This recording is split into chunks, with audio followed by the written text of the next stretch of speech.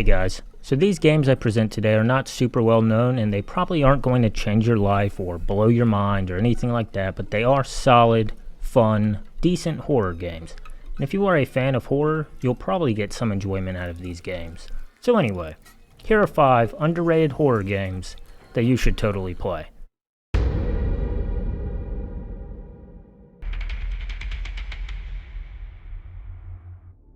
Witch Hunt is a cool little game made by a solo developer, and in the game you play as a hunter of evil, and you are trying to help out this little town that is being tormented by a witch living in the woods. The gameplay consists of exploring and hunting evil creatures in the woods.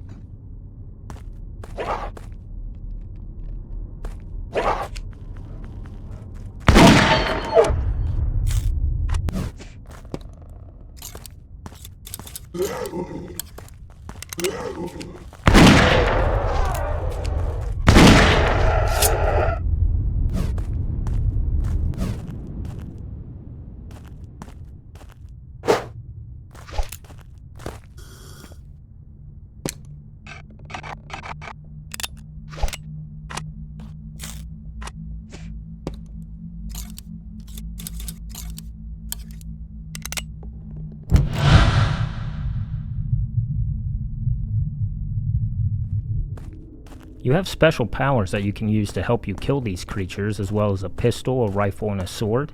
And you can go back to the small town, and it's like a little hub area that you can return to upgrade and purchase items and spells or to heal up. Unfortunately, he got killed by that horrible beast. That's why I'm looking after the church. I can provide medical help if you need it.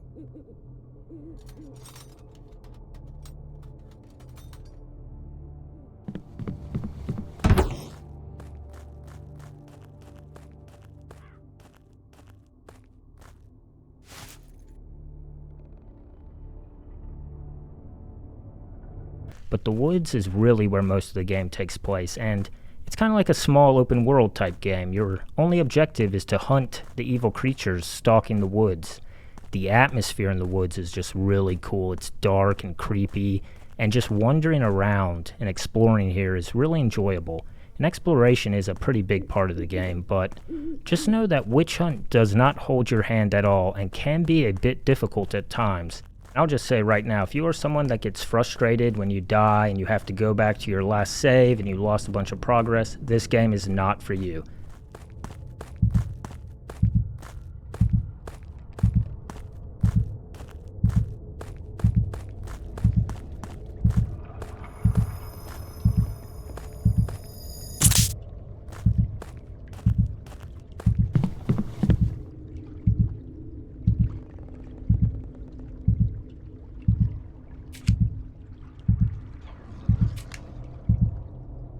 It does not spell things out for the player. It doesn't lead you directly to objects or items or anything like that, but the tools you need to succeed are there.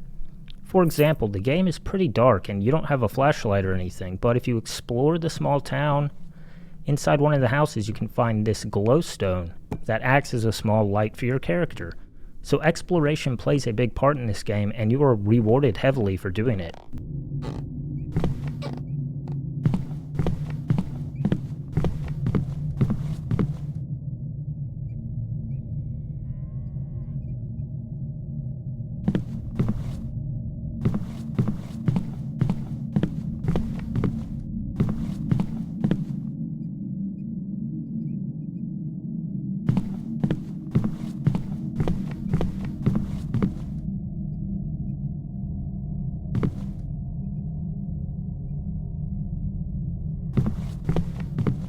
The combat itself is fairly difficult at first and takes some time to learn, but it does pay off once you get good.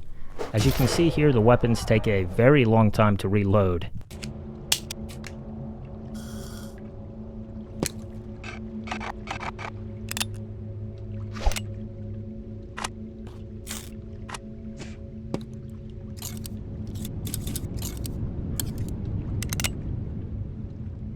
and the enemies do a lot of damage if they get to you. But the game is solid and a lot of fun. It also has some nice scares, and it's also really cheap. It's currently on sale for just $6 at the time of me recording this, so yeah, check it out if you need a nice, fun, cheap horror game.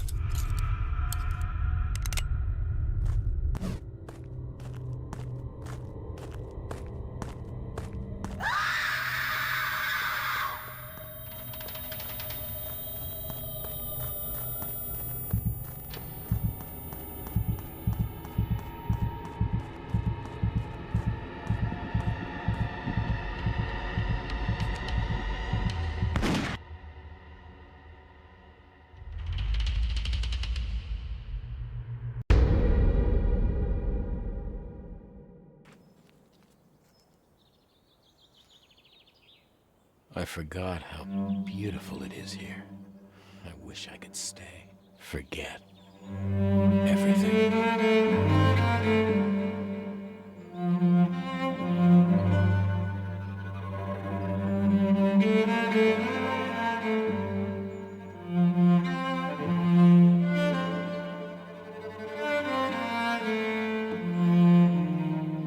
Someday you'll return. This is an interesting walking sim type game. It is heavily narrative driven and involves exploration, puzzle solving, traversing unique environments, while trying to piece together the story.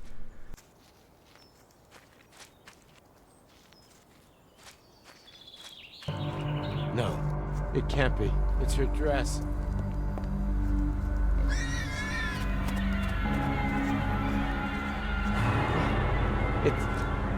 It's a backpack? Oh, I'm so tired. It's dark. Now I'm seeing things. When I first played this game, I absolutely hated the first hour or so. The start of the game was just really slow, and the main character, he just is kind of a dickhead, and then I don't really like his voice acting. I thought he sounded really fucking annoying. So yeah, the first hour or two, I just was not into this game at all, but the further I got into it, the more I enjoyed it. And it was like the story starts to get really interesting and really dark, like way darker than you might expect it to. And it ends up being a pretty solid game. It's heavily influenced by titles like Silent Hill 2, and there are a lot of neat little twists and turns in the story. I never thought I'd be here again. It was supposed to be sealed. Years ago.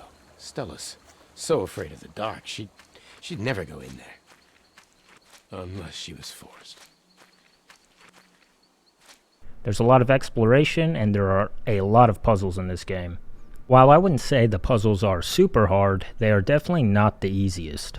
If you don't like puzzles, I'd say probably avoid this one, but if you don't mind puzzles and like a nice psychological horror game, definitely check this one out.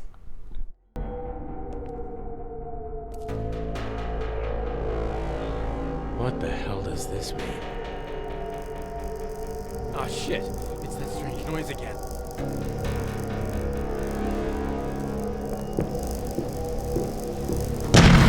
So long, and with my head injury, I feel like I'm forgetting everything. Does she look like me? No, Stella's a lot older than you. That's a pretty name. I hope the beast didn't get her.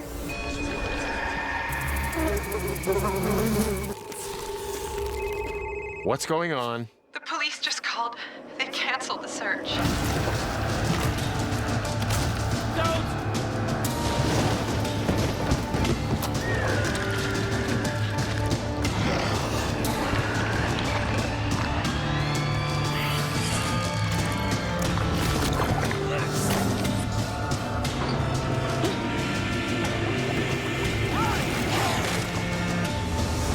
Tell me, Daniel, have you found Stella?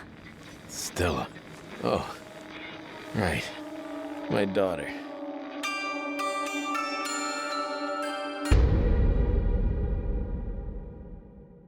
Martha is Dead. Martha is Dead is a walking sim with light puzzles and exploration. It's a little bit slow at first, but the descent into insanity will hit you hard. This game is a true psychological horror thriller, in that the actual psyche of the character slowly begins to turn on itself. There are a lot of horror games out there that claim to be psychological horror, But then playing these games, there's very little psychological aspects at all, besides maybe the character's hallucinating something, or the game has an insanity meter, so it somehow is now considered psychological. Like, sorry guys, a character going insane from looking at a monster or a cursed object or whatever does not make it a psychological horror game. I mean, the worst offenders, in my opinion, is when games claim to be psychological, then you start playing it, and it just has like random items moving or disappearing in a haunted house or some shit. But Martha is Dead is a true psychological horror / thriller game, in that the actual psyche of the character slowly begins to turn in on itself. You see, you play as Julia, who has an identical twin sister named Martha. Martha is mute, she cannot speak, and the parents seem to favor Martha heavily. When the game starts, you're taking some photos in the woods by the lake, and you discover the corpse of Martha, your twin sister. You are then found by your parents, where the mother mistakes Julia for Martha. And in a moment of shock and trauma, Julia just goes along with it and begins to assume her twin sister's identity. And this is just the start of Julia's descent into insanity as her mental state deteriorates in the days following her sister's death.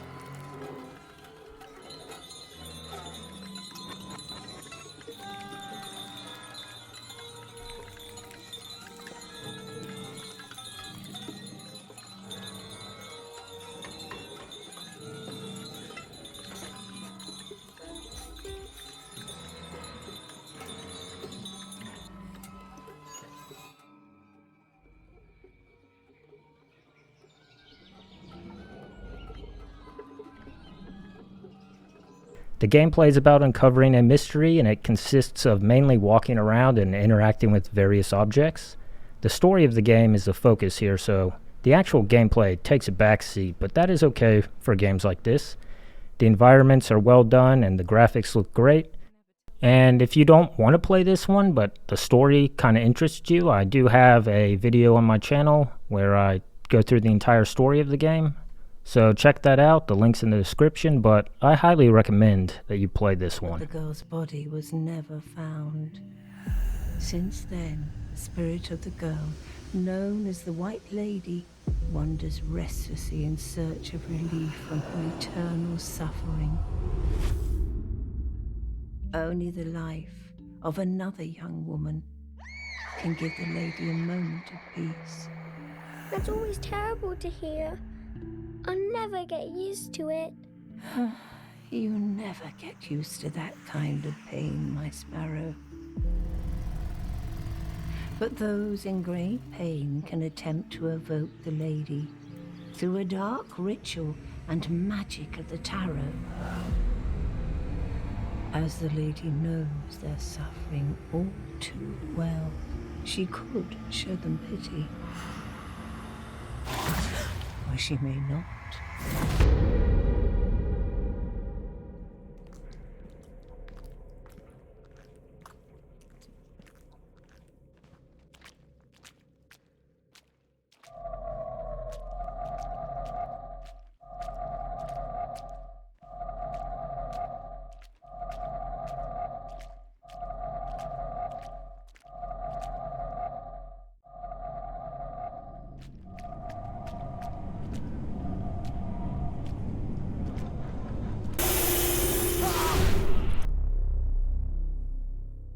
Lust from Beyond. I'm not even sure really where to begin with this one. This is a really weird game that involves a lot of, well, let's just call it Lovecraftian eroticism. The story of the game is the main focus, and it is pretty fucking twisted. The main character joins a type of sex cult that worships this other dimension called Lustga. I can feel you. I can feel you with my whole body. You are coming. Which, in the game world, this other dimension is a real place that you will travel to. But in order to get to this really cool dimension, you have to engage in ritualistic orgies. So yeah, this game is pretty graphic. And obviously I cannot show these ritualistic sex scenes on YouTube. But anyway, you might be thinking, the sex orgy stuff sounds like it's simply for shock value. But it's all done in like a tasteful way, and it makes sense in context of the overall story, so it's kind of cool. But at the same time, the developers don't hold back on adding in shocking content, that's for sure. For example, in this cult, there is a pair of conjoined twins, which is a little creepy to begin with, but then they often join in at these sex orgies, and it's just like, what the fuck am I even looking at?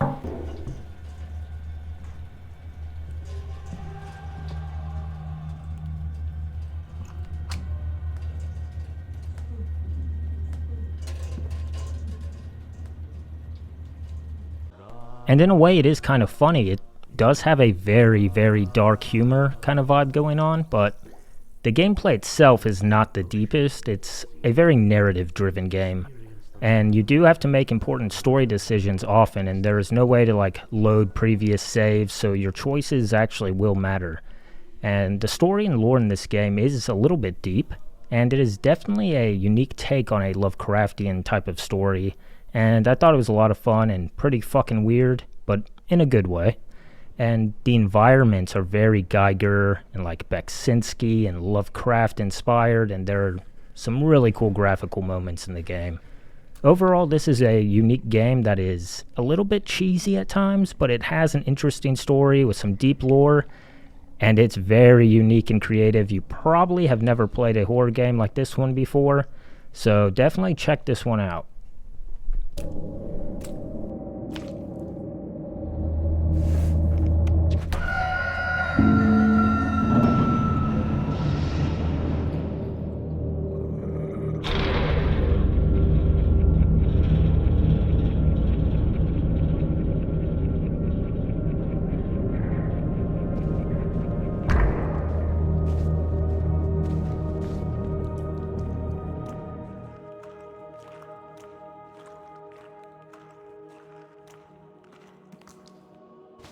Hello, Seeing.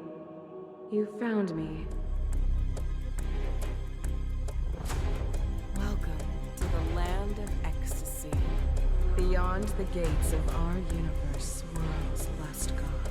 And who do we have here? Mr. Victor Holloway, the one and only.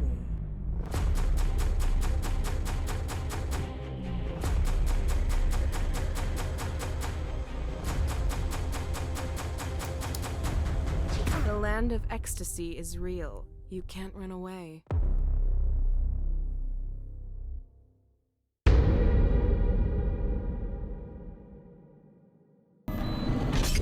It's not about how you face your fears.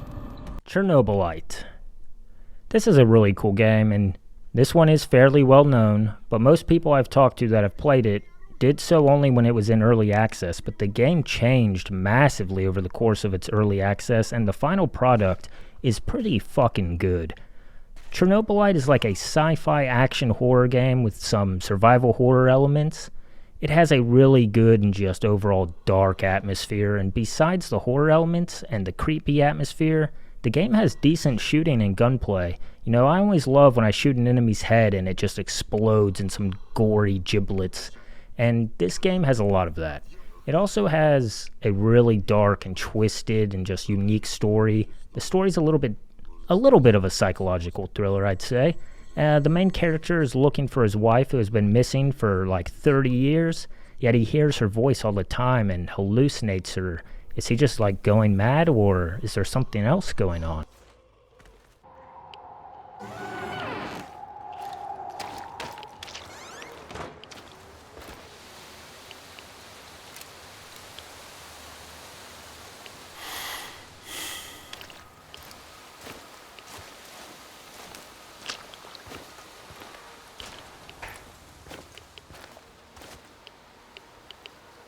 And it really is a fun mystery to solve, that's for sure.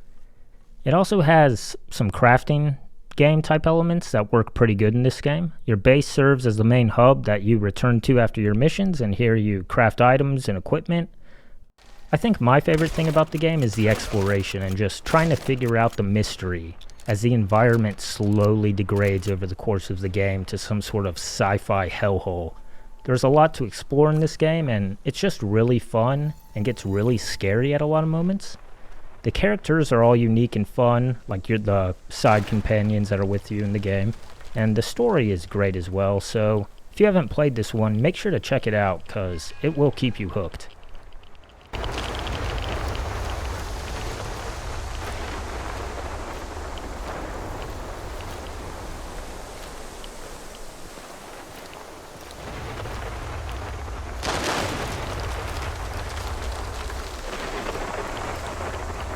Everything from me. Everything but my life. Now, it has come back for it.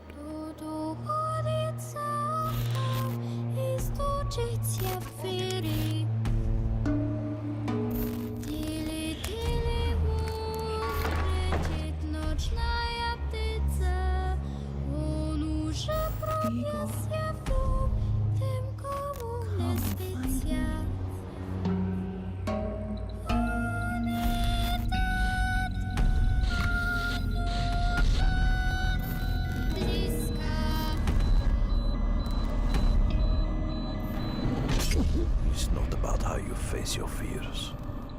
It's about how you survive them. Alright, I hope you enjoyed my list of 5 underrated horror games that you should play. Hopefully this was a nice alternative list to the ones that already exist, and these games are all readily available on Steam. And I also do plan on making a bigger video about Chernobylite at some point in the future. Anyway, this has been David with Consternation Evolved. Thanks for watching.